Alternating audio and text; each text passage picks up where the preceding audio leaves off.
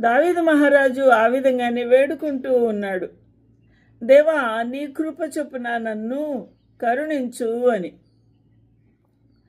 అప్పుడు ఆయన కరుణిస్తే ఆయనను చూడగలం, ఆ ప్రభువును సమీపించగలం.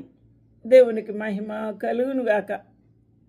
కాబట్టి మన ఈ యొక్క భౌతిక లేకపోతే ఈ లోక పరిస్థితులను బట్టి ప్రభువును చూచుటకు మనము ప్రయత్నించకూడదు. కానీ మన అంతరంగ జీవితంలో పరిశుద్ధతను సంపాదించుకొని ప్రభు సన్నిధిలో వేడుకుంటే ప్రభువు మనకు దొరుకుతాడు.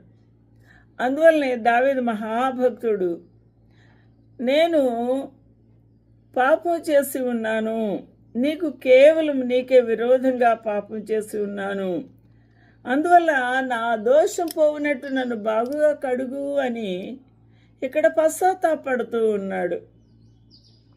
అప్పుడు కానీ పాపపు మరకలు బయటికి రావు, మురికి వెదలదు. అప్పుడు కానీ ప్రభువును చూడలేము, దర్శించుకోలేము. అందువల్ల హిస్సోపుతో నన్ను కడుగు, హిమము కంటే తెల్లగా కడుగు. ఎందుకంటే నువ్వు అంతరంగంలో సత్యము కోరుచు ఉన్నావు. నా అంతర్యమున నాకు జ్ఞానము తెలియచేయదు. కాబట్టి నా అంతరంగంలో సత్యం లేదయ్యా అని ఒప్పుకుంటూ ఉన్నాడు.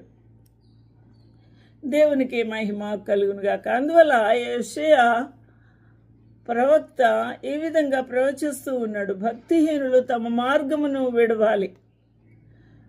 ఇది చెరిపివేయు మార్గము, పాపపు మార్గము, మానవులని బలత్కారము చేత పట్టుకొను మార్గము, నరహత్య చేయు మార్గము, పాము వంటి విషపు కూరలతో నిండిన మార్గం ఇది. ఆ మార్గము విడవాలి భక్తిహీనులు. దుష్టులు తమ తలంపులు, చెడు తలంపులు, నాశనమైన తలంపులు, ఈ కామ వికారపు తలంపులన్నిటినీ కూడా మానవలను పైకి మానవుడు చాలా అందంగా మర్యాదగానే కనబడతాడు, కానీ లోపల వికారంగా ఉన్నాడు, కామ వికార చేష్టలతో ఉన్నాడు.